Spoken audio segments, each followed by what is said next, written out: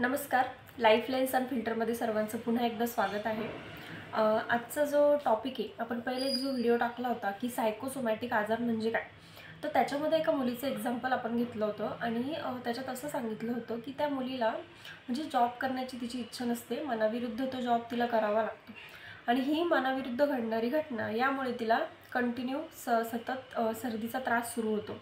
तर त्या व्हिडिओमध्ये असा उल्लेख आला होता की जेव्हा ती काउन्सिलिंग घेते तेव्हा तिला चेस्टन बर्ड नावाचं औषध दिलं जातं. मग हे चेस्टन बर्ड औषध नक्की आहे काय, त्याच्याने हे कसं बरं होतं, हे आजच्या व्हिडिओमध्ये आपण बघणार आहे. तर बेसिकली हे जे औषधं असतात चेस्टन बर्ड किंवा इतर अजून औषधी, टोटल हे 38 रेमेडीज असतात.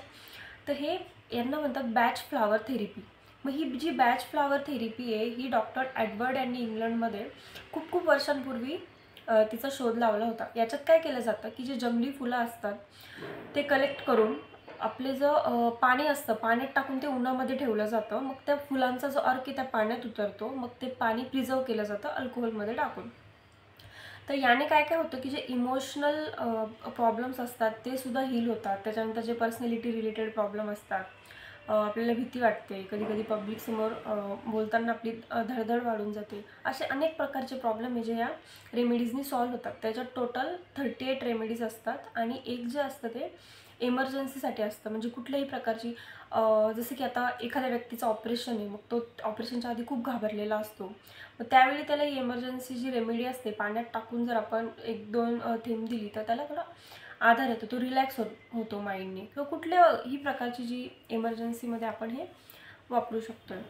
तर आणि याचे फायदे असे की हे पूर्णपणे सेफ आहे, 100% हे नॅचरल आहे. याचा डोस कमी जास्त झाला तरी कुठल्याही प्रकारचा याचा धोका नसतो. लहान मुलांना पण देऊ शकतो, हे मोठ्या माणसांना पण देऊ.